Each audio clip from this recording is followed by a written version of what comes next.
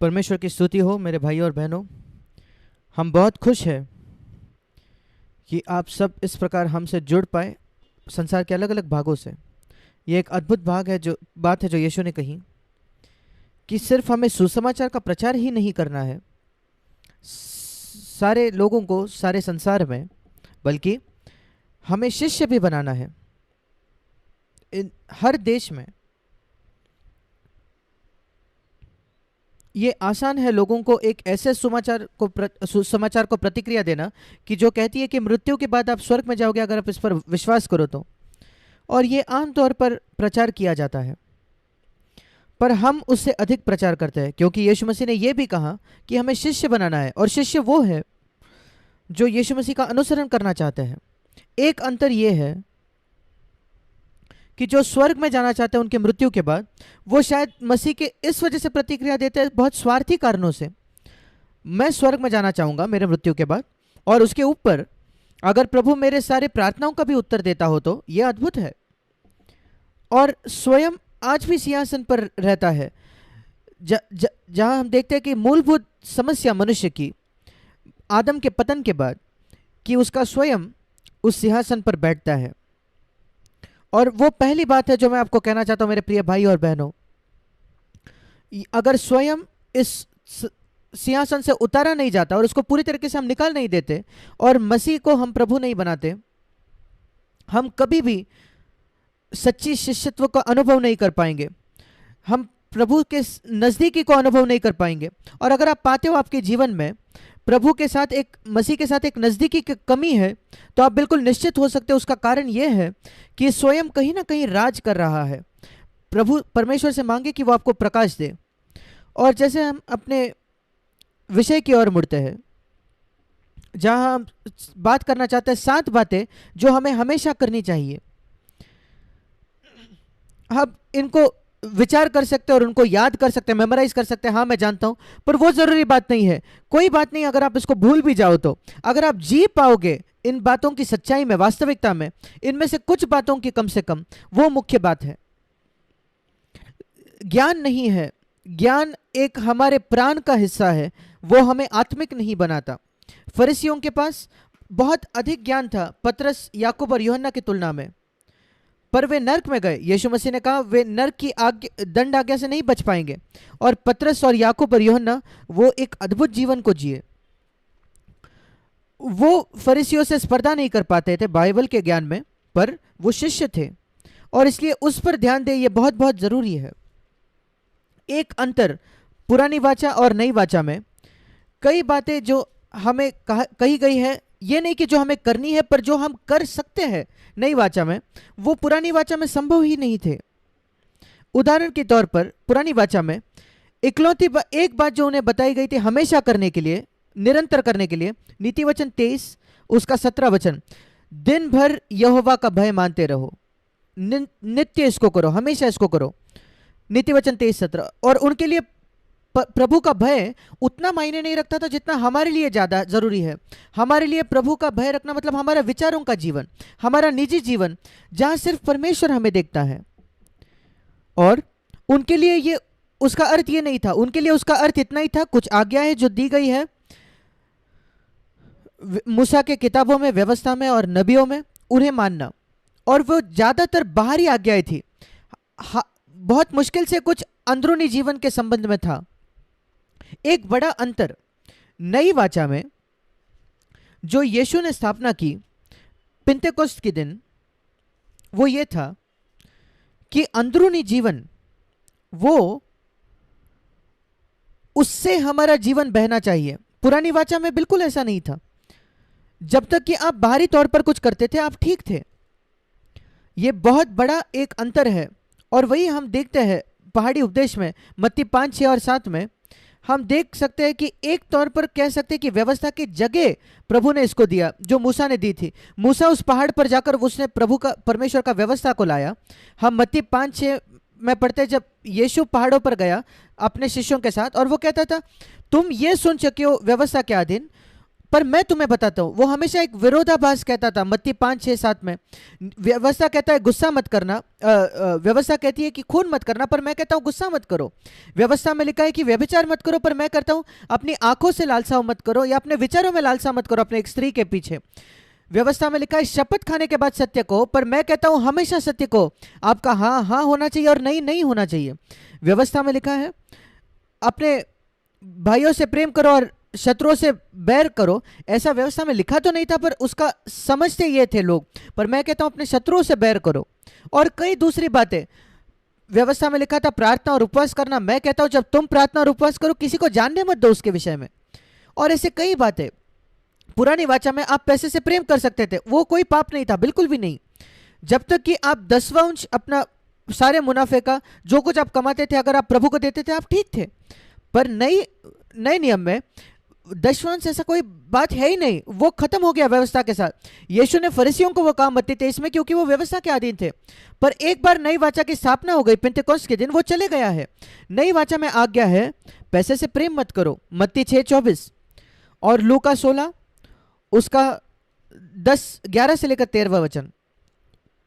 और सब कुछ बदल जाता है, मापदंड जो है, स्तर जो है वो ऊपर आ जाता है। और अगर आप पूछो कि कितना ऊपर कितना ऊंचा, तो उत्तर यहां है। व्यवस्था किसने दी? मूसा ने। किसने नई वाचा को लाया? यीशु ने। तो यीशु मूसा से कितना ऊंचा है? उतना ही ऊंचा है नई वाचा पुरानी वाचा से, उसका मापदंड पुरानी वाचा के मापदंड से। और अंतर यह है, एक बहुत बड़ा अंतर, अगर ये अंतर नहीं होता तो हम सब निराश हो जाते। पुरानी वाचा में कोई सहायक नहीं था, वो सब अपने आप ही थे। उनको एक व्यवस्था दी गई थी और उनमें से कई लोग वो भी कठिन पाते थे कि व्यभिचार से दूर रहना। अब कई लोग जो मनुष्य जो जिनका नया जन्म भी नहीं हुआ है वो व्यभिचार से दूर रहते हैं, यद्यपि उनका नया जन्म नहीं हुआ है शारीरिक व्यभिचार से। पर एक दाऊद जैसा व्यक्ति जिसकी शुरुआत में तो वो परमेश्वर के हृदय के अनुसार व्यक्ति था, वो उससे दूर न रह पाया। इसलिए पुरानी वाचा के अधीन ये बहुत कठिन था कि ये साधारण आज्ञाओं को मानना। पर सोचकर देखिए, मापदंड अब बहुत ज्यादा ऊपर चले गया है नई वाचा में। यीशु ने कहा कि अपने आंखों से भी लालसा नहीं करनी है। क्या ही ऊंचा मापदंड है ये! अपने शत्रुओं से बैर रखना और सबको क्षमा करना। इकलौता कारण क्यों ये संभव है? क्योंकि पवित्र आत्मा, परमेश्वर का आत्मा, पवित्र आत्मा, त्रिएक के परमेश्वर का तीसरा व्यक्ति, वो हमारे अंदर जी सकता है और हमारे अंदर से हमारी सहायता कर सकता है। बिल्कुल मेरे सुनिए, बिल्कुल जैसे उसने यीशु की सहायता की। ये कारण क्यों यीशु मसीह सारे पाप पर जयवंत हो पाया और कभी उसने पाप नहीं किया, उसके विचारों में, उसके शब्दों में, उसके मनोभावों में, उसके मकसदों में, सारी बातों में। उसका कारण यह था क्योंकि एक मनुष्य होकर वो पवित्र आत्मा से भरा हुआ था। अगर वो यहाँ परमेश्वर के अनुसार जीता था, परमेश्वर के जैसे जीता था, फिर वो मेरे लिए उदाहरण नहीं है, हमारे लिए उदाहरण नहीं है, क्योंकि हमारे पास वो सामर्थ नहीं है। और इसलिए वो एक बड़ी बात नहीं होती अगर यीशु यहाँ सारे परमेश्वर के सामर्थ को लेकर आता, अंदर परमेश्वर बनकर वो आता और वो कहता मैं पाप नहीं कर रहा। ये बिल्कुल एक चिड़िया के समान है जो मुझे बताती है मैं उड़ सकती हूँ। मैं कहूँगा चिड़िया माफ करना, मैं नहीं उड़ सकता, मेरे पास पर नहीं है। और वही मुझे कहना पड़ेगा प्रभु यीशु मसीह को, तू तो परमेश्वर था, तू इस पृथ्वी पर चला, मैं नहीं चल सकता तेरे जैसा, यह असंभव है। पर जब बाइबल हमें बताती है 1 यूहन्ना उसके 2 अध्याय के 6 वचन में कि अगर तुम कहो कि आप उसमें बने रहते हो, कि आप मसीह में हो, तो आपको चाहिए कि आप वैसे ही चलो जैसे वो चलता था। अब ये कैसे संभव होगा? कैसे बाइबल हमें ऐसा कुछ करने कहेगी जो हमें यीशु के जैसे चलना है? कई मसीह तो उस वचन को देखते भी नहीं, उसको गंभीरता से नहीं लेते। वो ये नहीं सोचते कि मसीह कैसे चलता था और बाइबल कहता है कि हमें वैसे चलना है। कैसे हम बाइबल हमें एक आज्ञा ऐसे दे सकती है? नहीं तो अगर यीशु ने अपने उस सामर्थ को दे दिया परमेश्वर को छोड़कर, ईश्वरीयता उसने नहीं दी, उसके व्यक्तित्व में वो तब भी परमेश्वर था जब वो इस संसार में था। इसलिए हम पढ़ते हैं लोगों ने उसकी आराधना की। जब लोगों ने स्वर्गदूतों की आराधना की, प्रकाशित वाक्य में स्वर्गदूत उनको उठाकर कहते थे मेरी आराधना मत करो। पर 7 बार सुसमाचारों में हम पढ़ते हैं कि लोगों ने यीशु की आराधना की और उसने किसी को नहीं रखा, क्योंकि वो परमेश्वर था। हम किसी को अनुमति नहीं देंगे अपनी आराधना करने के लिए। वो परमेश्वर था पर उसने कभी इस्तेमाल नहीं किया उस सामर्थ की, परमेश्वर होने की। ये इस प्रकार है कि अगर स्वर्ग का किसी के पास क्रेडिट कार्ड हो पर उसका इस्तेमाल ही नहीं करता, परमेश्वर होकर उसने कभी उसके सामर्थ्य का इस्तेमाल नहीं किया परमेश्वर होने के नाते, पर वो एक मनुष्य होकर जिया, वो पवित्र आत्मा की सहायता के साथ, और वो उस क्षेत्र में वो हमारे लिए एक उदाहरण है, हम में से हर एक के लिए, क्योंकि स्वर्ग जाने के पहले उसने कहा वही पवित्र आत्मा जो मेरे अंदर है वो तुम्हारे अंदर होगा। किसी भी बात के विषय में आज जब हम सोचेंगे जो हमें हमेशा करनी है, हम उसको कभी नहीं कर सकते अगर हम पवित्र आत्मा से भरे हुए नहीं है। अगर हम पवित्र आत्मा से नहीं भरते तो हम पुरानी वाचा के अधीन हो जाएंगे, फिर आपको 10 आज्ञाओं के अनुसार जीना पड़ेगा, और वो भी 10 आज्ञा को कोई नहीं रख पाया, 10वीं आज्ञा को हमें सिर्फ बाहरी बातों से जीना पड़ेगा, जो बाहरी तौर पर मैं किसी की हत्या नहीं करता, मैं व्यभिचार नहीं करता, मैं चोरी नहीं करता, वही जीवन है जो कई नई जन्म पाए हुए विश्वासी जीते हैं। मैं बताता हूं ये इस वजह से क्योंकि वो पवित्र आत्मा से नहीं भरे हुए, यद्यपि वो दावा करे कि वो पवित्र आत्मा से भरे, ये नकली अनुभव है जो उनको बहुत भावनात्मक एक सभा में मिला और किसी ने उनको पता कुछ बड़बड़ाने के लिए और उन्होंने उसको अन्य भाषा कहा, ये बिल्कुल नकली है। पवित्र आत्मा हमें पवित्र बनाता है, इस वजह से उसको पवित्र आत्मा बताया गया है, पवित्र आत्मा कहा गया है। हम पवित्र अपने आप से हो ही नहीं सकते, हमारे पवित्रता बिल्कुल नकली पवित्रता होगी, बस एक वो भूषण होगा लोगों को दिखाने के लिए, एक छवि बनाने के लिए बाहरी तौर पर।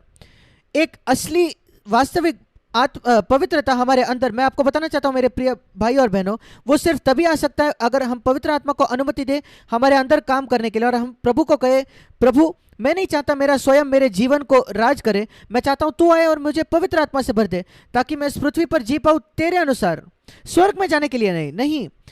मुख्य उद्देश्य क्या है हमारे इस पृथ्वी पर जीने का?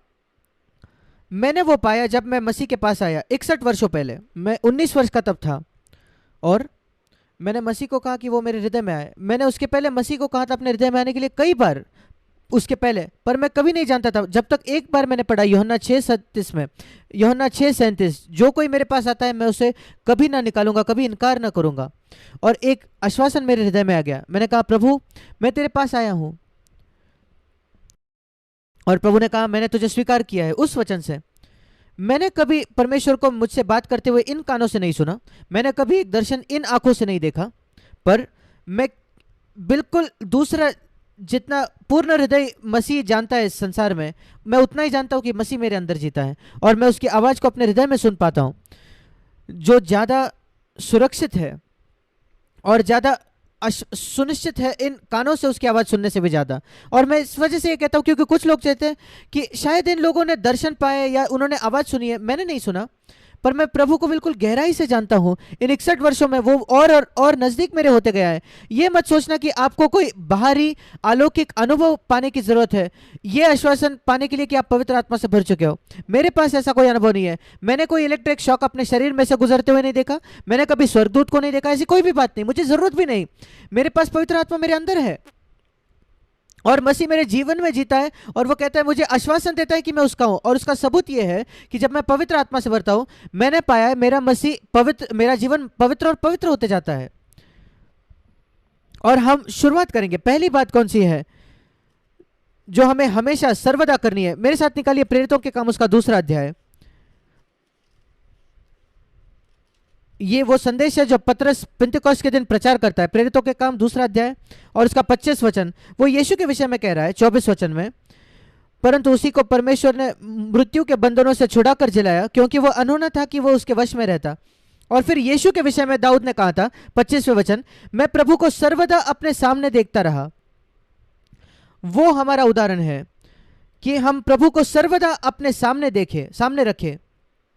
हमेशा सर्वदा हमें पवित्र आत्मा को मांगना है कि वो परमेश्वर की उपस्थिति हमें वास्तविक बना दे, और कुछ समय के बाद ये सही और सच आपके जीवन में हो जाएगा। कोई भी बात जो हम करना शुरू करते हैं, शुरुआत में हम उसको भूल जाते हैं और हम कभी कभार करते हैं, पर कुछ समय के बाद, उदाहरण के तौर पर आप अपने बच्चों को सिखाते हो अपने दांत को ब्रश करना हर सुबह, कभी कभी वो भूल जाते हैं पर आप उनको याद दिलाते हो। एक दिन जब हम बड़ा हो जाते हैं, आप जो बड़े हो गए हो, किसी को आपको याद दिलाना पड़ता कि आपको ब्रश करना है सुबह?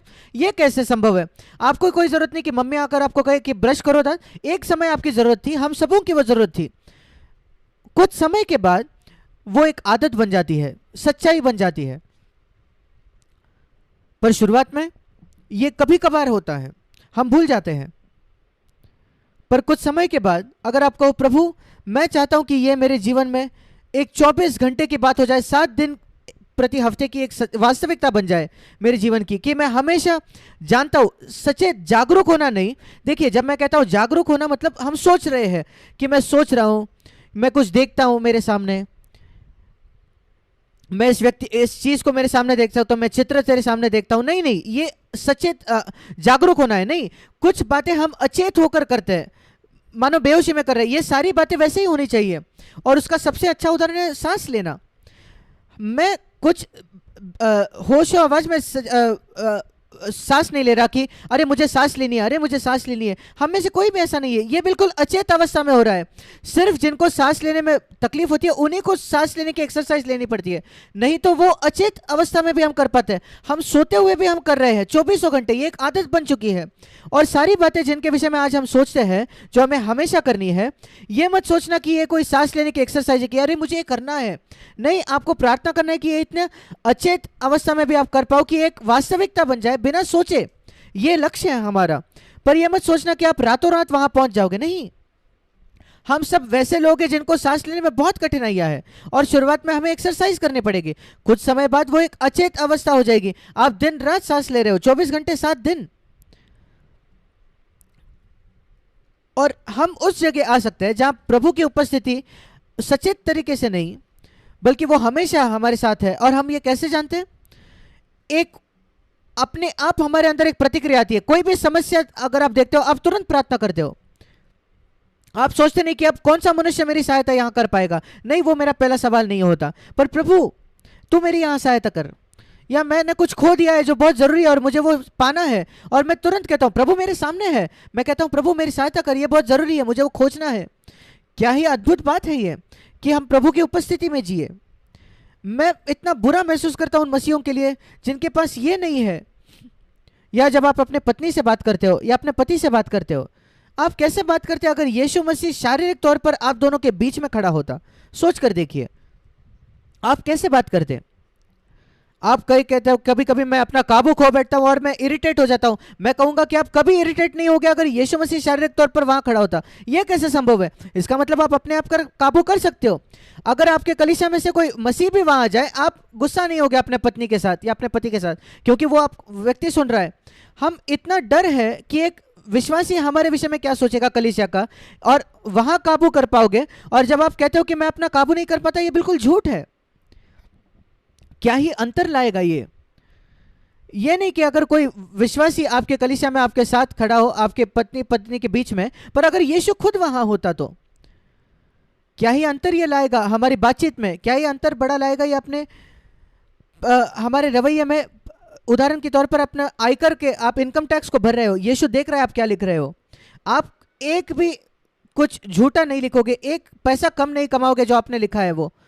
आप बिल्कुल ईमानदार होगे, आप कहोगे हाँ मुझे ज़्यादा कर भरना है, प्रभु तू मेरी मदद कर, मैं बिल्कुल खरा होना चाहता हूँ इस क्षेत्र में या अपनी आर्थिक गतिविधियों में दूसरों के साथ। मैं ये मंजूर है कि दूसरा व्यक्ति मुझे धोखा दे किसी भी पैसे के, इसके बजाय कि मैं किसी का एक पैसा भी धोखे से कमाऊं। मैं अपने बैंक खाते में ये 1 सेंट भी, 1 पैसा भी नहीं चाहता जो मेरा नहीं है। मैं किसी का कर्जदार नहीं होना चाहता। जब यीशु हमेशा है, सर्वदा है, मैंने सर्वदा प्रभु को अपने सामने देखा है हमेशा। और जब वो हमेशा मेरे सामने ऐसा लिखा है प्रेरितों 2:25, ये भी सच होगा, वो मेरे साथ होगा ताकि मैं डिग ना जाऊं, डगमगाऊं नहीं, हिलूं नहीं। मैं प्रभु को अपने सामने रखता हूं और वो है मेरी सहायता करने के लिए कि मैं हिलूं ना, डगमगाऊं नहीं, पर स्थिर खड़ा रहूं। और ये उद्देश्य है जिससे यीशु मसीह ने कहा कि वो पवित्र आत्मा को भेजने वाला है। मैं चाहता हूं कि आप मेरे साथ निकालें। उसके पहले प्रेरितों 2:25 जो वचन है, ये भजन 16 का वचन है जो पतरस ने कहा, भजन 16:8। मैं शायद पहले आपको वो वचन दिखाना चाहूंगा आगे जाने से पहले। भजन 16 उसका 8वां वचन, पतरस ने यहां से कहा, ऐसा लिखा है, मैंने यहोवा को निरंतर अपने सम्मुख रखा है, इसलिए कि वो मेरे दाहिने हाथ रहता है कि मैं कभी ना डगमगाऊंगा। और उसका परिणाम क्या होता है देखिए, 11वां वचन, जब प्रभु हमेशा मेरे सामने होता है, उसके उपस्थिति में आनंद की भरपूरी है, तेरे निकट तेरी उपस्थिति में आनंद की भरपूरी है। तेरे दाहिने हाथ में सुख सर्वदा बना रहता है, भजन 16:11, वो पूरा वचन है। और जब आप प्रभु को सर्वदा अपने सामने रखता हो हमेशा, भजन 16:8, उसका क्या सच्चाई हो जाती है आपके जीवन में। आनंद की भरपूरी, इकलौती जगह है पूरे विश्व में, पूरे संसार में, जहां आनंद की भरपूरी है। और हम आगे भी इसको देखेंगे, और वो है भजन 16:11, परमेश्वर की उपस्थिति में। आप कभी उसका अनुभव कहीं और नहीं कर सकते। सारे जो आनंद है संसार के, वो अस्थाई है, कुछ समय के है। ये सुख जो है, जो लोग खोजते हैं, जिसमें से आनंद खोजते हैं, चाहे वो आइसक्रीम खाने से सुख हो, या सेक्स का सुख हो, या अचानक पैसा कमाने का, बहुत पैसा कमाने का सुख हो, वो सब अस्थाई सुख है। परमेश्वर की उपस्थिति में निरंतर सर्वदा सर्वदा सुख है। 11वें वचन 16:11 इंग्लिश में लिखा है, अनंत काल के सर्वदा, और आनंद की भरपूरी, अनंत काल के सुख। ये अद्भुत बात है कि प्रभु हमारे सामने रखे। और अब यूहन्ना उसके 14वें अध्याय में, जब यीशु मसीह उसका अंतिम भोज उसके शिष्यों के साथ खा रहा था, और वो बता रहा था कि वो जाने वाले थे, और उसके शिष्य दुखी महसूस कर रहे थे, हमारा प्रभु जा रहा था। कितनी बातें अलग थी। जब यीशु नाव में था तो कोई फर्क नहीं पड़ता था अगर आंधी आती थी। जब हम कोई समस्या का सामना करते थे, यीशु होता था तो कोई बात नहीं थी। अगर दाखरस खत्म हो जाता था विवाह में, यीशु होता था, समस्या का हल हो जाता था। हजारों लोग हैं, सब भूखे हैं, दुकानें बंद हो चुकी है, यीशु वहां है, समस्या का हल हो जाता है। और वो हमेशा शिष्य इस बात को देखते थे, क्या ही अद्भुत जीवन हम जी रहे हैं। शिष्य सोचते थे यीशु हर समय हमारे साथ है। और अब यीशु कह रहा है कि वो चले जाएगा, और उनके हृदय में दुख था। ये नहीं कि वो चले जाएगा, ये सबसे अद्भुत व्यक्ति जिसको वो जानते थे वो चले जा रहा था, पर अब हम क्या करेंगे जब समस्या आएंगे हमारे जीवन में। और फिर यीशु ने कहा, यहां उत्तर है, यूहन्ना 14 और उसका 16वां वचन, मैं पिता से विनती करूंगा और वो तुम्हें एक और सहायक, एक सहायक नहीं, एक और सहायक देगा। ध्यान से देखिए, एक और सहायक, और उसका अर्थ यह है जो आपके साथ होकर आपकी सहायता करता है। हम विकलांग लोग हैं जो एक दौड़ में दौड़ रहे हैं, और यहां कोई आकर हमारी सहायता करता है उस दौड़ने के लिए। और वो क्यों कहता है एक और सहायक? उसका अर्थ है यीशु मसीह कह रहा है, मैं पहला सहायक हूं, मैं तुम्हारे साथ रहा हूं अब तक। शिष्यों को मैंने हर परिस्थिति में तुम्हारी सहायता की है। आप शिष्यों से वो ये प्रश्न कर सकता था, क्या तुमने कोई परिस्थिति देखी जहां मैंने तुम्हारी सहायता नहीं की? झील में चाहे आंधी हो या दूसरी कोई समस्या, जब लोग वहां थे मैं हमेशा वहां होता था। और अब मैं जा रहा हूं, पर मैं एक और सहायक भेजूंगा बिल्कुल मेरे जैसा। वो है त्रिएक परमेश्वर का तीसरा व्यक्ति, पवित्र आत्मा, और वो तुम्हारे साथ रहेगा हमेशा के लिए, सर्वदा। वही वचन 16वां वचन। और वो कहता है सत्य का आत्मा, 17वां वचन, जिसे संसार ग्रहण नहीं कर सकता। कोई भी जो इस संसार से प्रेम करता है वो पवित्र आत्मा को अपने जीवन पर राज करता नहीं पाएगा, असंभव है।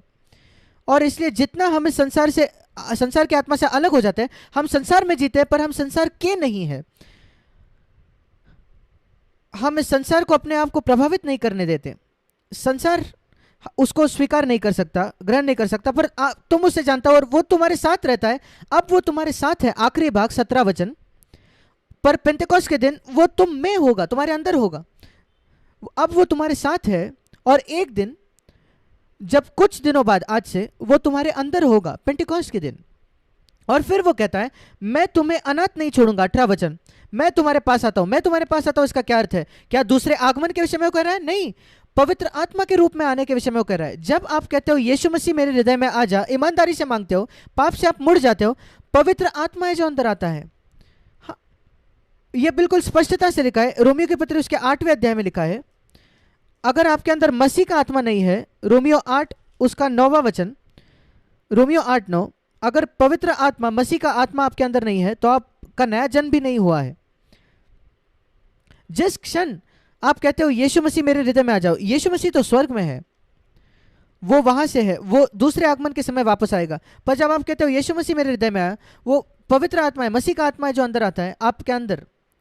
अब शायद आप पवित्र आत्मा से परिपूर्ण नहीं होते, वो अलग बात है, पर वो आपके अंदर आता है जीने के लिए, रहने के लिए। और जब वो आपको भरे या नहीं है, इस पर निर्भर होता है कि आप पूरी तरीके से अपने आप को उसको अधीन करते हो क्या नहीं, पर वो अंदर तो आ जाता है। वो अंदर आता है विशेषकर प्रभु की उपस्थिति हमेशा आपके साथ लाने के लिए। और इसलिए इसको अपनी प्रार्थना बनाए, प्रभु मैं अनुभव करना चाहता हूं इसको। मैंने प्रभु को अपने सामने सर्वदा रखा है। दूसरी बात जो हमें करनी है ऐसा नहीं, पर जो हम कर सकते हैं। क्या आप जानते हो पुरानी वाचा में ऐसे नियम थे कि आप ये करो ये मत करो, आप ये करो ये मत करो, आप खून ना करना, व्यभिचार ना करना, अपने पड़ोसियों से प्रेम रखो। ये सारी आज्ञाएं थी, आज्ञाएं थी, आज्ञाएं थी। पर जब यीशु मसीह ने पहाड़ी उपदेश दिया, एक अंतर देखिए, बहुत जरूरी अंतर। मत्ती उसका 5वां अध्याय, उसने कहा पुरानी वाचा की आज्ञा थी कि तुम हत्या न करना, पर मैं तुमसे ये नहीं कह रहा कि तुम गुस्सा न करना। ये वही आत्मा नहीं है। मैं चाहता हूं कि आप इसको देखें। वो ये कहता है अगर आप गुस्सा करोगे तो आप दंड के योग्य होगे। देखिए एक अंतर है। ये नहीं कि तुम गुस्सा नहीं करना। वैसे ही 27वां वचन, तुम सुन चुके हो पुरानी वाचा में कि व्यभिचार न करना, पर मैं तुम्हें यह नहीं कह रहा कि तुम लालसा मत करना, एक कुदृष्टि से मत करना। पर अगर तुम एक स्त्री पर कुदृष्टि डालोगे तो तुम व्यभिचार कर रहे हो। आज्ञा तो वही है, पर एक आत्मा अलग है। मैं चाहता हूं कि आप इस बात को देखें। पुरानी वाचा की आज्ञा थी कि आप गलत शपथ मत देना, झूठी शपथ मत खाना, मत्ती 5:33। पर मैं आपसे कहता हूं कि शपथ करना ही नहीं। और वैसे ये नहीं कि तुम ये नहीं करना, वो आत्मा नहीं है नई वाचा की, पर तुम ये करोगे, तुम ये नहीं करोगे, जो अलग है कि तुम ये नहीं करना। इससे ये नहीं है कि आप एक लंगड़े व्यक्ति को कह रहे हो कि तुम्हें चलना ही है, पर उसको कहना लंगड़े को कि तुम चल सकते हो, उसमें बहुत बड़ा अंतर है।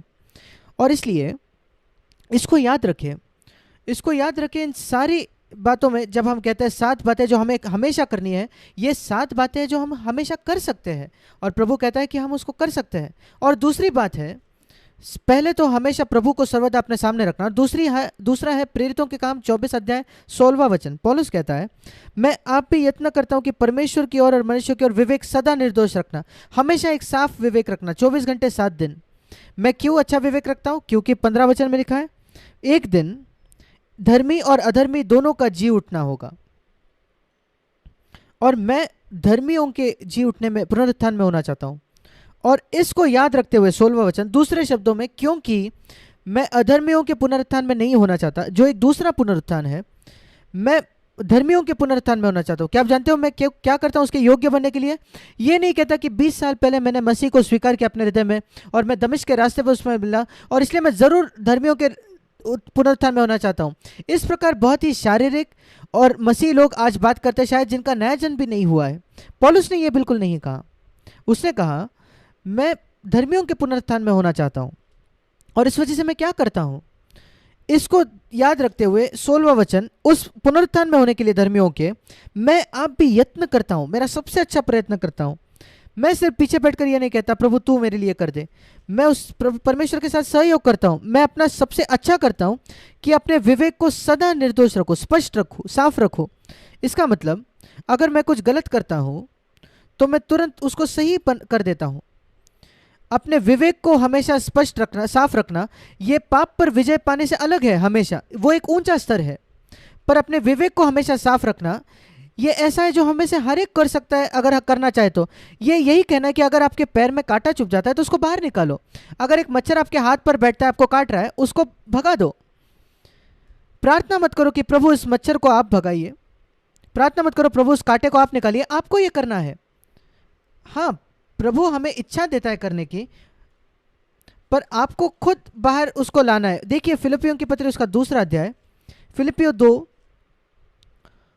उसका 12वां और 13वां वचन, जहां लिखा है तुम अपना डरते कांपते हुए उद्धार का कार्य पूरा करते जाओ। 13वां वचन, जो परमेश्वर आपके अंदर पूरा कर रहा है, ये एक सहयोग है। मेरा जुआ अपने ऊपर उठा लो, यीशु कहता है। एक जुआ 2 बैलों के बीच में होता है, तुम और मैं, यीशु कह रहा है। तुम उस बाहर कार्य में लाओ जो मैं तुम्हारे अंदर कार्य कर रहा हूं। परमेश्वर हमारे अंदर कार्य करता है और हम उसको बाहर लाते हैं। अगर हम कहें प्रभु तू सब कर दे, तो आप कह रहे हो प्रभु मुझे रोबोट बना।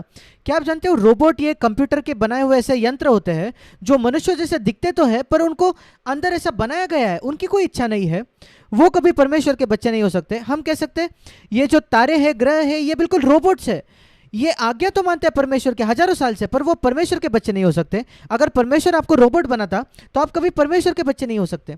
आप कभी शैतान के बच्चे भी नहीं बनते। बिल्कुल आप तारे और ग्रह जैसे होते। वो ना तो परमेश्वर के बच्चे ना तो शैतान के बच्चे, वो रोबोट है। पर परमेश्वर ने आदम को एक स्वतंत्र इच्छा दी, और हमारे नए जन्म के बाद भी हमारे स्वतंत्र इच्छा है और हमें एक चुनाव करना है।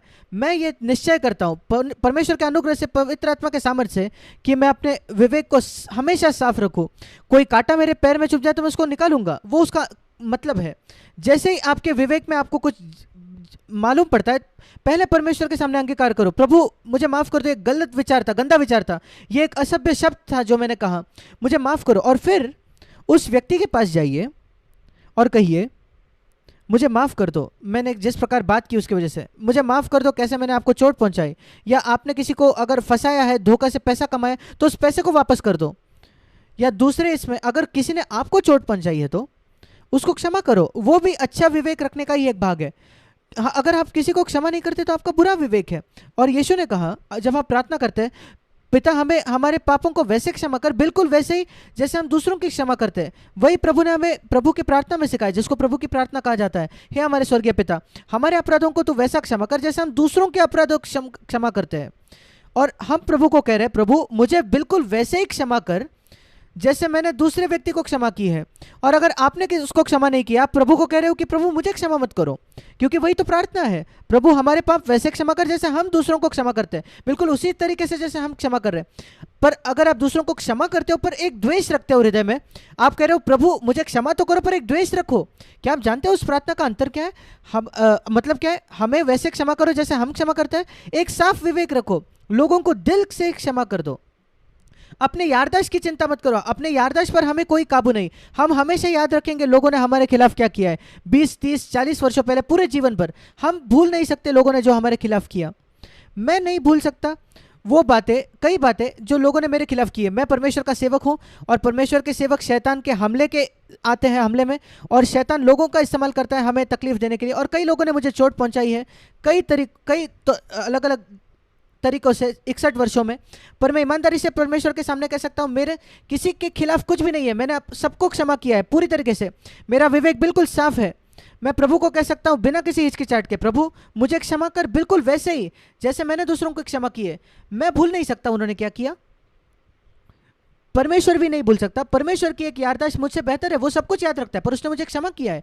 क्या आपको लगता है परमेश्वर नहीं जानता हमने जो उसके खिलाफ किया है? मुझे याद है, परमेश्वर की याददाश्त मुझसे बुरी कैसे हो सकती है? मैं जानता हूं मूर्ख बातें जो मैंने की नए जन्म पाने से पहले, नए जन्म पाने के बाद भी, पर परमेश्वर ने उनको साफ कर दिया मसीह के लहू से, वो मुझे दोष नहीं लगाता। इसलिए मैं कहता हूं प्रभु मैं लोगों को क्षमा करना चाहता हूं, मैं उसको याददाश्त से नहीं निकालना चाहता, पर मेरी इच्छा जरूरी बात है, मैं उसको क्षमा करता हूं और मैं जाकर माफी मांगता हूं किसी से, बहुत बहुत जरूरी। आप अपने विवेक को साफ नहीं रख पाओगे अगर आप लोगों को क्षमा नहीं करोगे। तो जब जैसे ही वो आपके खिलाफ कुछ करते हैं, तो अगर आप क्षमा नहीं मांगते, क्योंकि यहां लिखा है मैं अपने विवेक को परमेश्वर और मनुष्यों की ओर निर्दोष रखता हूं। ये पर्याप्त नहीं है कि परमेश्वर के सामने अंगीकार किया, आपको जाके लोगों को कहना है माफ करना। अगर आपके पत्नी को आपने चोट पहुंचाई है, सोचिए आपने कोई कठोर शब्द का इस्तेमाल किया आपके पत्नी की ओर, आपके पति की ओर, आज सुबह, कब आपको जाकर माफी मांगनी है? कल नहीं, आज शाम नहीं, तुरंत।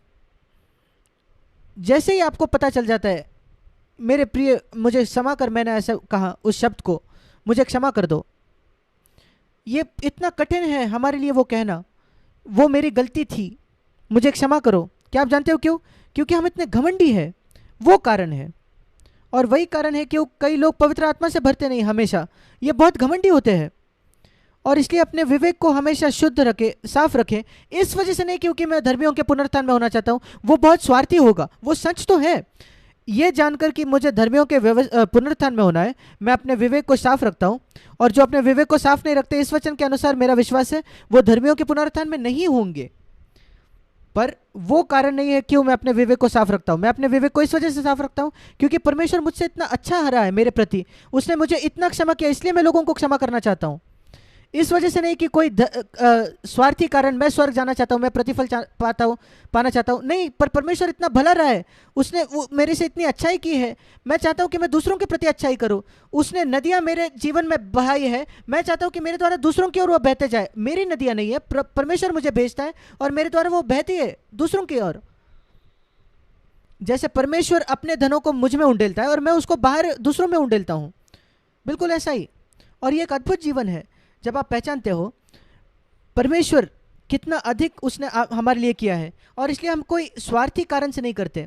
मैं लोगों को क्षमा करूंगा अगर मैं इस प्रतिफल को प्राप्त करूं तो नहीं। प्रतिफल परमेश्वर का काम है, वो देगा, और मैं जानता हूं कि वो देगा, पर इस वजह से हम उसको नहीं करते। ये अच्छा है कि विश्वास करना कि परमेश्वर प्रतिफल देगा, पर प्रतिफल के लिए कोई बात करना, उसका कोई मूल्य नहीं है। आप नहीं चाहते कि आपके बच्चे आपकी आज्ञा इस वजह से माने क्योंकि आप उनको कुछ देने वाले हो प्रतिफल, वो दूसरा सबसे उत्तम है, वो सबसे उत्तम नहीं है, और इसलिए अपने विवेक को हमेशा साफ रखें। तीसरी बात, यीशु मसीह ने कहा लूका 18 उसके पहले वचन में,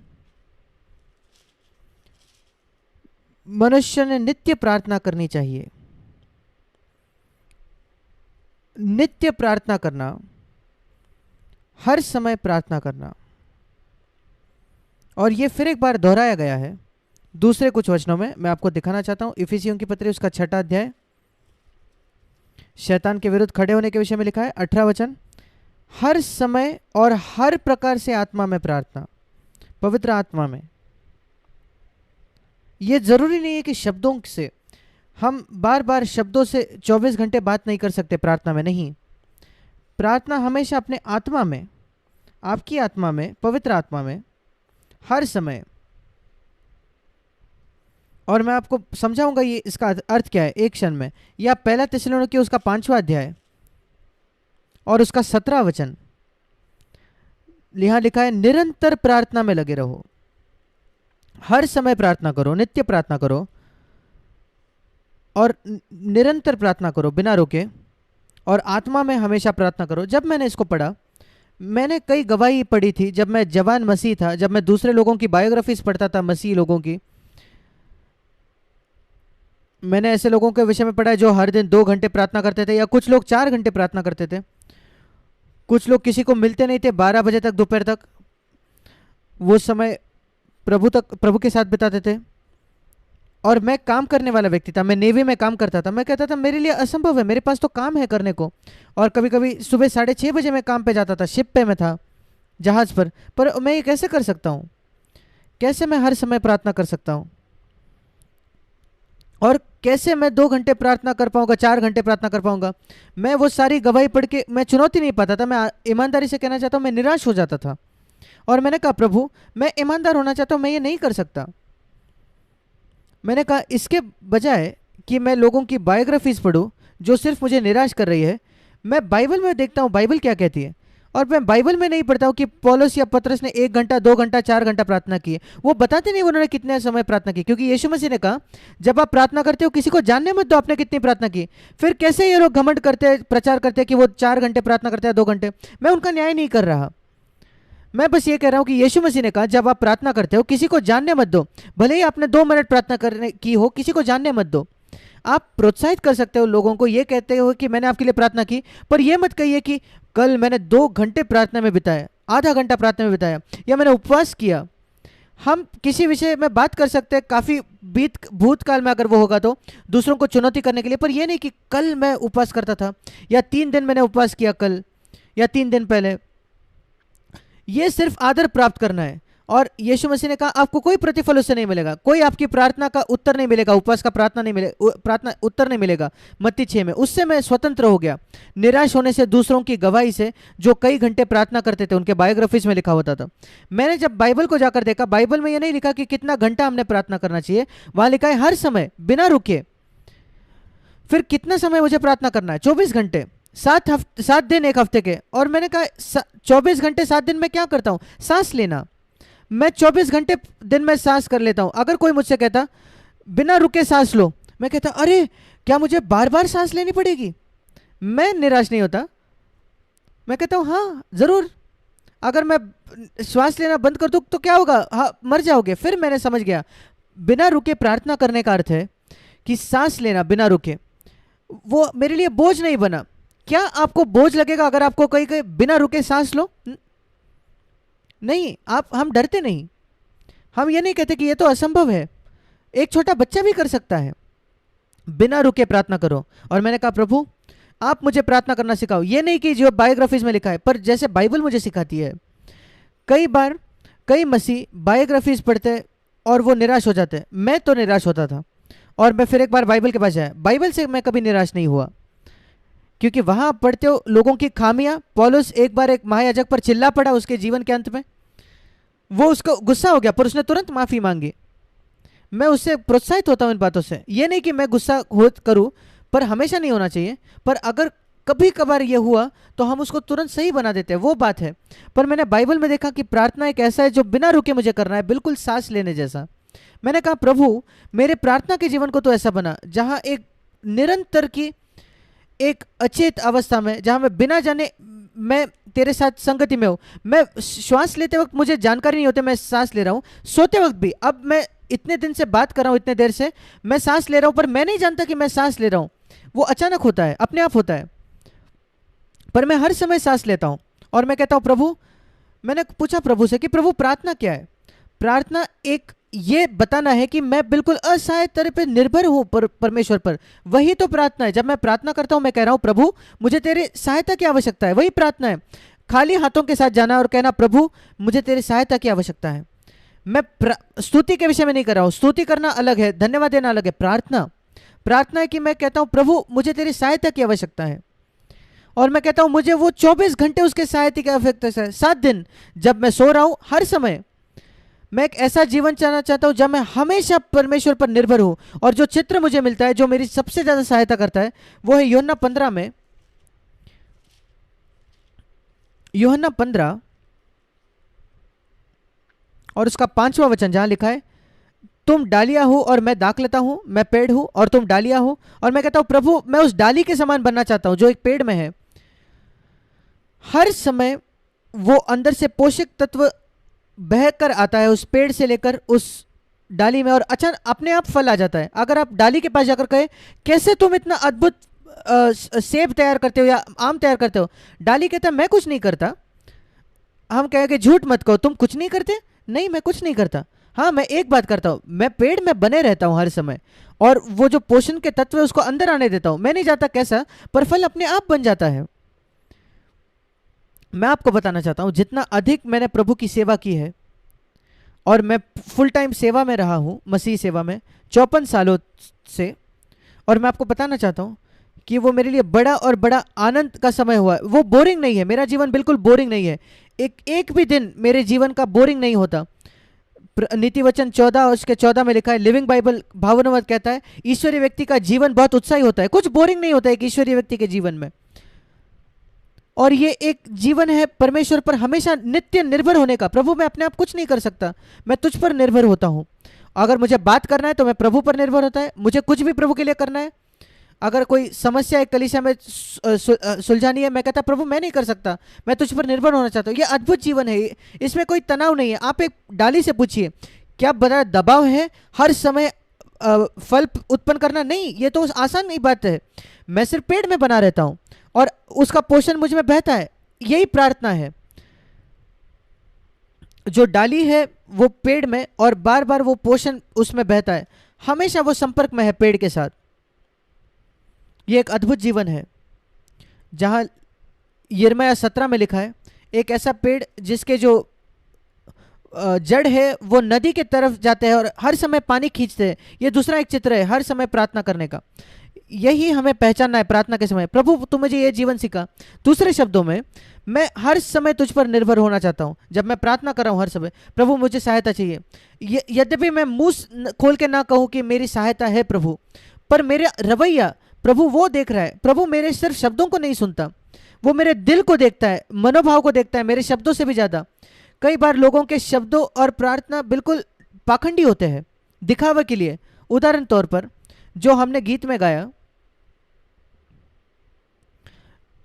मैं ये आश्वासन है यीशु मेरा है, कई गीत जब हम गाते हैं हम हमेशा वो अर्थ नहीं, शब्द दिल से नहीं गाते। कुछ शब्द को वापस देखिए जब आप गाते हो, क्या आपने सचमुच दिल से वो शब्द गाए थे? मेरा सारा सोना मेरा चांदी तू ले ले प्रभु, मैं एक पैसा तुझसे दूर नहीं करूंगा, सब तुझे देख दूंगा। या कई प्रार्थनाएं, प्रभु मैं सब कुछ समर्पित करता हूं। हमारे गीत है ऐसे। कई बार हम ऐसे गाने गाते हैं क्योंकि उसकी अच्छी धुन है संसारिक लोगों की तरह, पर जब आप इस निर्भर होने के जीवन में आओगे प्रभु पर, हम दिल से उसको कहेंगे प्रभु मैं तुझ पर निर्भर हूं हर चीज के लिए। प्रभु से मांगे कि वो आपकी सहायता करे कि ज्यादा आप असहाय हो जाओ, फिर हम अपने आप प्रार्थना करेंगे। फिर हम चौथी बात की ओर मुड़ते हैं जो है पहला थिस्सलुनीकियों, चौथी बात जो हमें हमेशा करनी है या जो हमें हमेशा कर सकते हैं, मैं चाहूंगा ये कहूंगा कि जो बातें हम कर सकते हैं पवित्र आत्मा के सामर्थ्य के द्वारा। पहला थिस्सलुनीकियों 5:16, प्रभु में आनंदित रहो, सदा आनंदित रहो, सॉरी सदा आनंदित रहो, कभी कभी नहीं, सदा आनंदित रहो, आनंदित रहो। या जैसे फिलिपियों की पत्री उसके 4 अध्याय में लिखा है और उसका 4 वचन, प्रभु में सदा आनंदित रहो। यह बेहतर स्पष्टीकरण है, प्रभु में हमें आनंदित रहना है सदा। मेरे परिस्थितियों में मैं आनंद नहीं करता, मैं इस मौसम में आनंद नहीं करता, प्रभु में आनंद करता हूं। अगर मैं अपनी परिस्थितियों को देखता और लोगों को देखता तो कठिन है, लोगों में मैं आनंद नहीं कर सकता, परिस्थितियों में नहीं कर सकता, कई बातें गलत चल रही है, पर प्रभु कभी नहीं बदलता और इसलिए मेरा आनंद मनाना वो प्रभु में है, क्योंकि प्रभु जो कभी नहीं बदलता उस प्रभु में मैं आनंद रहता हूं। क्या आप कर सकते हो? प्रभु आज भी सिंहासन पर है, क्या आप हमेशा इस पर विश्वास रख सकते हो? कुछ भी क्यों ना हो जाए, कुछ भी गलत क्यों ना हो आपके इर्द गिर्द, उसको वैसे ही रहने दो। क्या आप विश्वास कर सकते हो कि परमेश्वर सिंहासन पर है उस समय? क्या आप विश्वास कर सकते हो परमेश्वर सारे बातों पर नियंत्रण करता है, सारे परिस्थितियों पर? रोमियो 8:28, सारे बातों से वो अच्छा ही उत्पन्न करता है आपके लिए, अगर आप उससे प्रेम करते हो, उसके बुलाहट से बुलाए गए हो। वो इकलौती बात नहीं बल्कि सारी बातें जो एक इकट्ठा हो रही है उसको इकट्ठा वो अच्छे भलाई में उत्पन्न करता है, रोमियो 8:28, आपके भलाई के लिए। और कोई परमेश्वर के हाथ को रोक नहीं सकता, कोई उसको कुछ उसके उद्देश्य को पूरा करने से रोक नहीं सकता आपके जीवन के लिए, वो असंभव है। क्या आप जानते हो एक अद्भुत वचन है जो एक अन्य जाति के राजा ने किया जब परमेश्वर ने उसको अनुशासित किया पुराने नियम में, वो है दानियल उसके 4 अध्याय में 35 वचन। नबुकदनेस्सर ने कहा जब परमेश्वर ने उसको नम्र किया कई सालों बाद और आखिरकार वो आपे में आया, सबसे अद्भुत एक वाक्य उसने कहा परमेश्वर के सर्वसत्ता के विषय में जो पूरे बाइबल में पाया जाता है। ये अद्भुत है, सबसे अद्भुत वाक्य परमेश्वर के सर्वसत्ता के विषय में। वो एक अन्य जाति के राजा ने कहा जब वो उसका कन्वर्ट होकर वो परमेश्वर से मिला, दानियल 4 में 35 वचन। ध्यान से सुनिए, ये अद्भुत वाक्य है या नहीं, परमेश्वर की सर्वसत्ता के विषय में, सारे परिस्थितियों के ऊपर और लोगों के ऊपर। यहां लिखा है दानियल 4:35, पृथ्वी के सब रहने वाले उसके सामने तुच्छ गिने जाते हैं, शून्य गिने जाते हैं। क्या आप उस पर विश्वास करते हो? सारे राष्ट्रपति और शासक और राजे, आपके सब जो बैरी है, सब लोग जो आपको चोट पहुंचा सकते हैं, और वो लोग जो आपकी सराहना करते हैं, जिसकी स्तुति आपको बहुत अच्छी लगती है, वो शून्य है। सारे लोग जो आपकी सराहना करते हैं वो शून्य है, तारीफ करते हैं वो शून्य है। जो आपकी आलोचना करते हैं, आपको चोट पहुंचाना चाहते हैं, वो शून्य है। इस संसार के सब लोग वो शून्य है। और दूसरी बात, परमेश्वर स्वर्ग और पृथ्वी में वही करता है जो वो चाहता है, स्वर्ग में और पृथ्वी के रहने वालों के बीच उसके इच्छा के अनुसार काम करता है। पूरे विश्व में स्वर्ग और पृथ्वी पर परमेश्वर वही करता है जो वो चाहता है, और कोई उसको रोककर, उसके हाथ को रोककर यह नहीं कह सकता, कोई स्वर्गदूत नहीं, कोई दुष्ट आत्मा नहीं, कोई मनुष्य उसके हाथ को नहीं रोक सकता और उससे प्रश्न नहीं कर सकता तूने ये क्या किया है। मैं ये अंगीकार करना चाहता हूं जो नबूकदनेस्सर ने किया। क्या आपने अंगीकार किया जो नबूकदनेस्सर ने अंगीकार किया था? वो एक चुनौती है मेरे लिए। वो अन्य जाति का राजा ये ऐसा कुछ कहे और मैं कहता हूं कि मैं परमेश्वर का बच्चा और मैं ये नहीं कह सकता। प्रभु में सदा आनंदित रहो, क्योंकि ऐसे वाक्यों की वजह से, क्योंकि वो सिंहासन पर है, इस वजह से हम आनंद मना सकते हैं हमेशा। और इसलिए लिखा है इफिसियों 5:20 में, हम धन्यवाद देते हैं सदा हर बातों के लिए, सब बातों के लिए प्रभु यीशु मसीह के नाम से परमेश्वर पिता का धन्यवाद करते रहो। हर समय आनंद मनाने के बिल्कुल इकट्ठा है। इफिसियों 5:20, सदा सब बातों के लिए हमारे प्रभु यीशु मसीह के नाम से परमेश्वर पिता का धन्यवाद करते रहे, हर चीज के लिए। क्योंकि मैं वही अंगीकार करता हूं जो नबूकदनेस्सर करता था दानियल 4:35 में। सारे पृथ्वी के लोग तुच्छ गिने जाते हैं, शून्य है, मेरा पिता इस संसार को चलाता है और कोई उसके हाथ को नहीं रख सकता, कोई उससे प्रश्न नहीं कर सकता कि तू ये क्यों कर रहा है या तू क्या कर रहा है, और वो मेरा पिता है और वो मेरे इस विश्व को चलाता है। यही यीशु ने कहा जब कभी तुम प्रार्थना करें, जब कभी आप प्रार्थना करो, शुरुआत इसी से करना, हे हमारे पिता तू जो स्वर्ग में है। उसका अर्थ, जो इस संसार को चलाता है वो ही मुझसे प्रेम करने वाला है, बहुत अधिक प्रेम करने वाला, तीव्र प्रेम रखने वाला, किसी भी मनुष्य के प्रेम से अधिक। मेरा एक पिता है जो स्वर्ग में है, इस वजह से मैं एक अनाथ नहीं हूं। कई मसीह अनाथों के जैसे जीते हैं, असुरक्षित। कौन मेरी सहायता करेगा? मेरे पास कोई नहीं है मेरी सहायता करने के लिए। मेरे पास है, मेरा एक पिता है स्वर्ग में। शायद कोई प्रभावी लोग नहीं है आपकी सहायता करने के लिए, आप बहुत कठिन परिस्थितियों में हो। मैं ऐसे लोगों को जानता हूं, कई लोगों को जो गैर मसीह घरों से आए, जिनको तकलीफ दी गई, और कुछ लोग मसीह घरों से आए हैं, उनके माता पिता उनसे सहमत नहीं होते, वो उनको बुरा तकलीफ देते हैं और वो ऑर्फन्स, अनाथ हो जाते हैं। मैं बहुत बुरी परिस्थिति में हूं। भाई बहन, आपके पास एक पिता है स्वर्ग में जो इस संसार को चलाता है।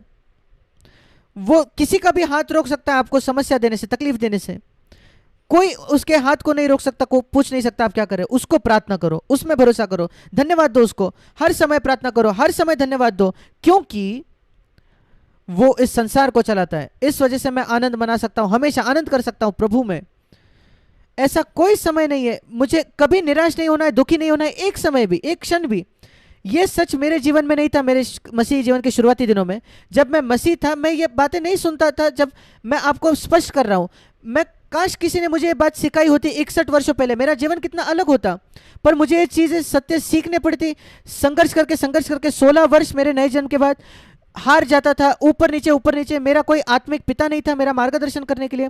आप में से कई लोग कितने सौभाग्यपूर्ण हैं कि आपके पास ईश्वरीय लोग हैं आपको मार्गदर्शन करने के लिए। मेरे पास नहीं था, मुझे बाइबल में खुद चीज़ें ढूंढनी पड़ी।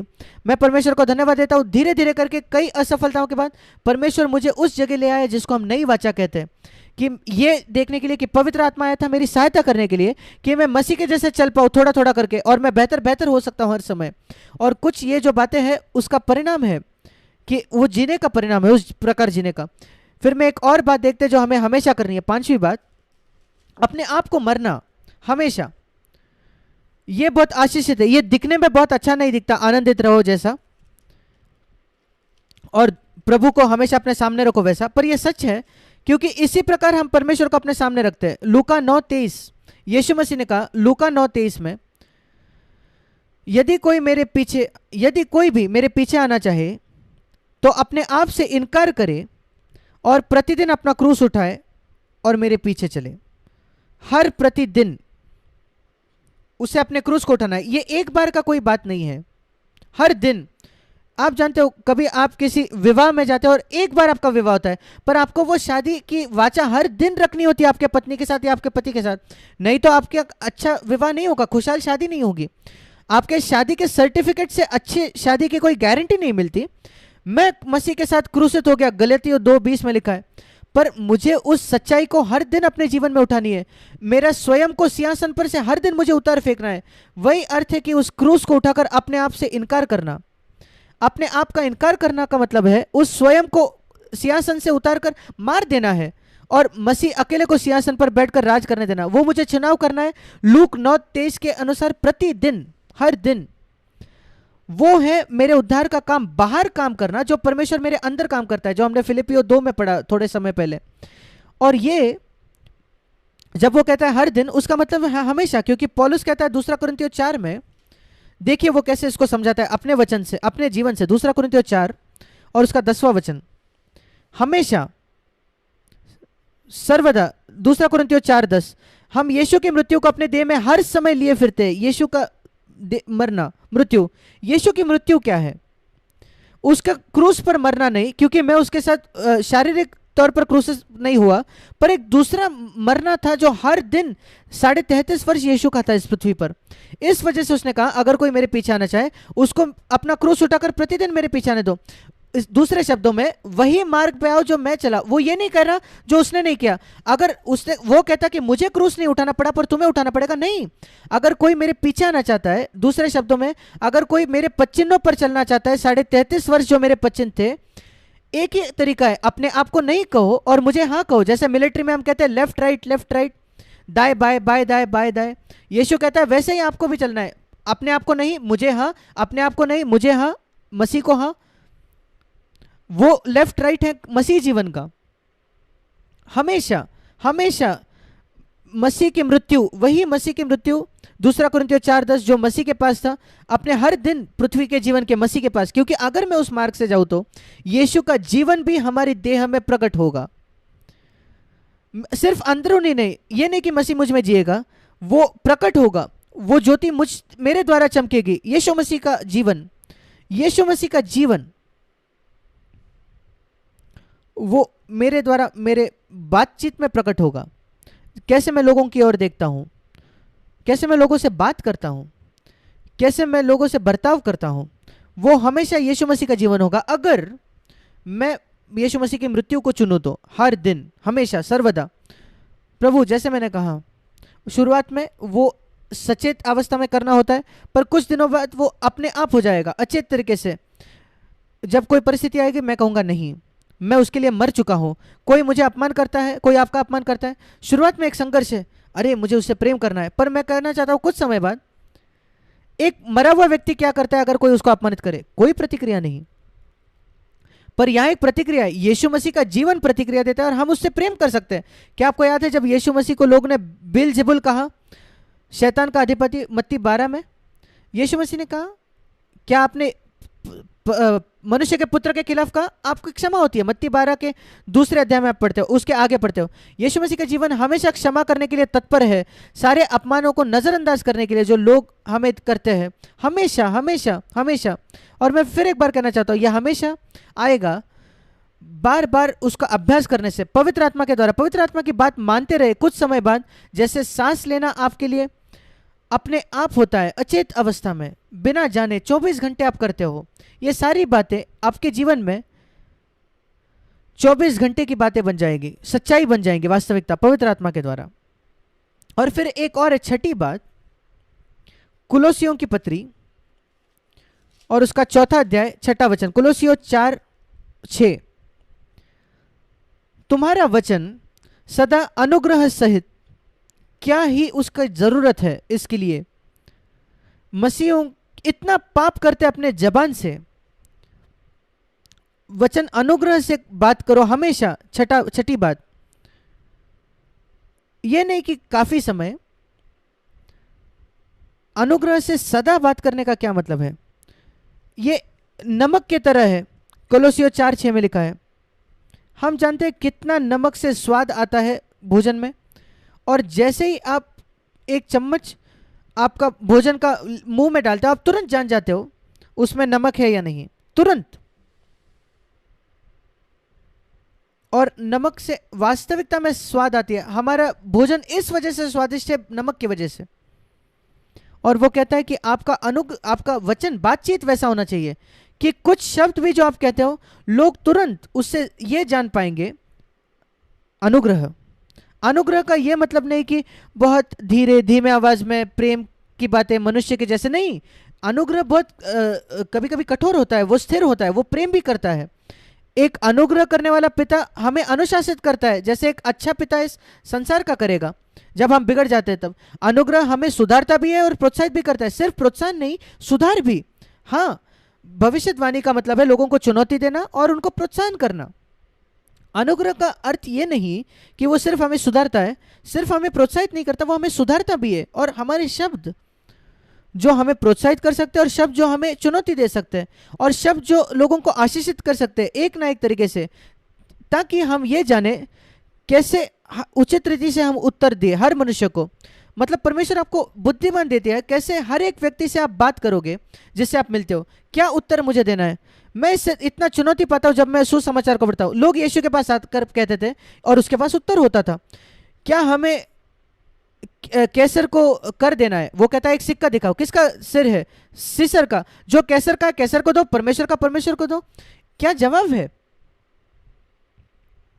या दूसरा उदाहरण ले लो, प्रभु मूसा ने कहा इस व्यभिचारिणी को पत्थराव करके मार देना चाहिए, आप क्या कहते हो? यीशु ने कहा अच्छा आगे जाओ, जिसने पाप नहीं किया वो पहला पत्थर फेंकेगा। सब चले गए। आप कहते हो प्रभु क्या मैं वैसा बातचीत हो सकता हूं? क्या मेरे पास ऐसे बुद्धिमानी से हो सकती है? हाँ, आपके पास हो सकता है। मुझे याद है कई सालों पहले मैंने पढ़ा ये वायदा और मुझे बहुत सहायता हुई। लूका 21 उसका 15 वचन, लूका 21 उसका 15 वचन, यहां प्रभु कह रहा है, अगर मैं अपने शब्दों में कहूं, मैं तुम्हें वही बुद्धिमानी दूंगा जो मेरे पास थी जब मैं पृथ्वी पर था। लूका 21:15, मैं तुम्हें ऐसा बोल और बुद्धि दूंगा, ऐसा बोल या ऐसा मुंह दूंगा और ऐसी बुद्धि भी दूंगा कि तुम्हारे सब विरोधी सामना या खंडन ना कर सकेंगे। मुझे याद है कई सालों पहले मैंने उसके लिए प्रार्थना की। मैंने कहा प्रभु यीशु, मुझे लूक 21:15 मेरे जीवन में वास्तविक बना दे, कि जब लोग मुझे प्रश्न पूछे, मेरे पास एक ऐसा बोल मुंह हो, ऐसी बुद्धिमानी हो कि वो मेरा खंडन ना करना पाए, मेरे आगे ना जाने पाए। ये नहीं कि मैं आर्ग्यूमेंट वाद जीतना चाहता हूँ, नहीं, मैं प्रभु के पास उनको लाना चाहता हूँ। मुझे बुद्धिमानी दे, मुझे अनुग्रह सहित बात करने दे हमेशा, कि कभी मैं अपना गुस्से पर काबू ना खो बैठूं, क्योंकि बहुत स्पष्टता से लिखा है, यीशु ने कहा बिल्कुल स्पष्टता से, जो गुस्सा होता है अपने भाई से, उसके हृदय में वो दंड के पात्र है। यद्यपि वो गुस्सा फिर मुंह से बाहर आता है, फिर वो और दंड के आगे हो जाता है, और फिर वो आखिरकार नरक में जाता है। मैं गुस्से से इसलिए नहीं बचना चाहता क्योंकि वो नरक में जाना है, क्योंकि वो मसीह की आत्मा के खिलाफ है। प्रभु, मैं अनुग्रह से नहीं बात कर सकता, पर अगर अनुग्रह की आत्मा मुझ पर आ जाए, क्या आप जानते हो पवित्र आत्मा को इब्रानियों 10 में 29 वचन में, इब्रानियों 10:29, पवित्र आत्मा का एक शीर्षक है अनुग्रह की आत्मा। एक ऐसा आत्मा जो हमें अनुग्रह देता है। और प्रभु ने पौलुस को कहा, मेरा अनुग्रह तेरे लिए पर्याप्त है, काफी है, हर परिस्थिति में अनुग्रह है, हमारी जरूरत है, अनुग्रह हमारी जरूरत है।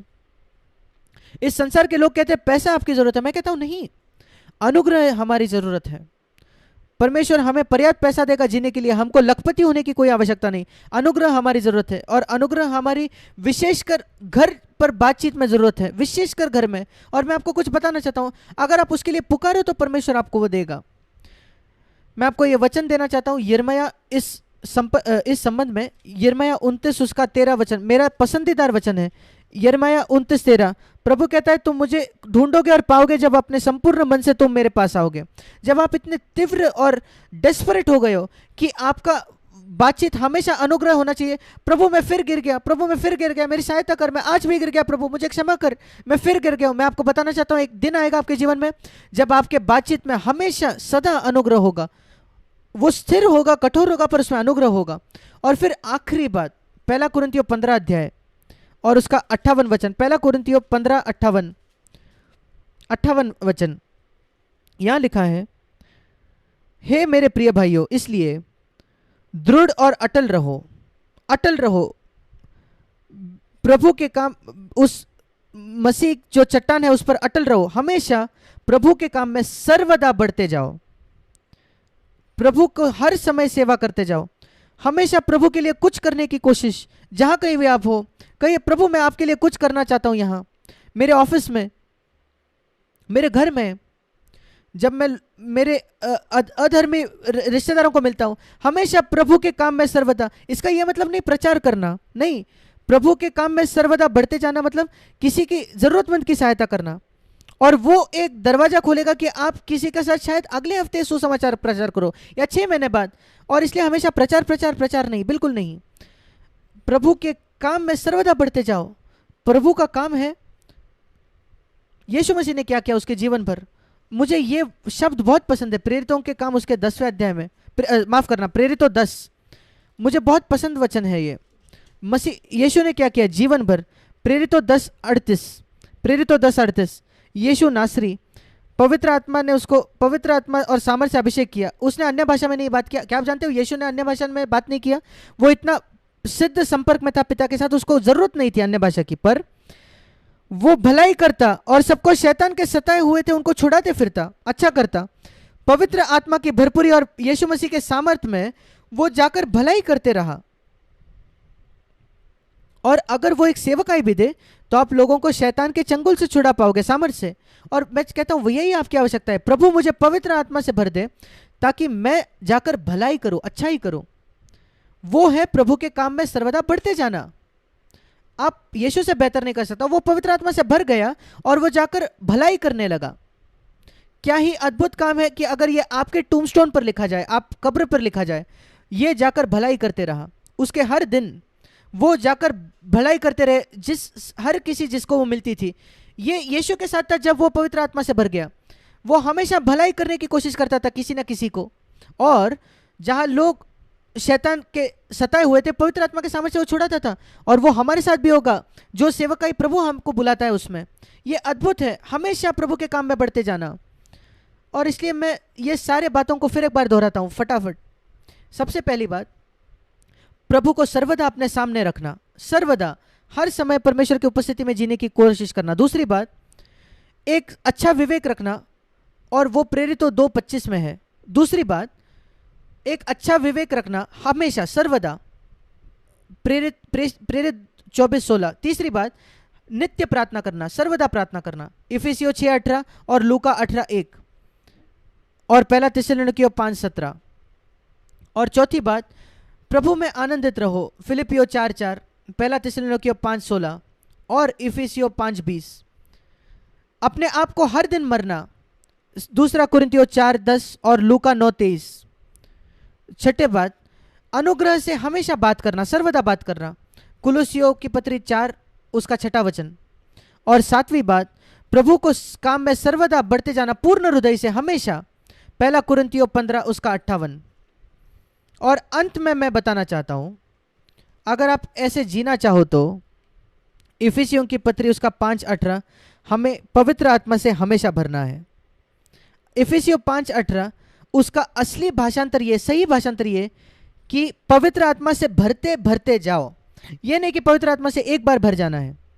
प्रेरितों के काम में हम पढ़ते कुछ लोग पवित्र आत्मा से बार बार भरते थे।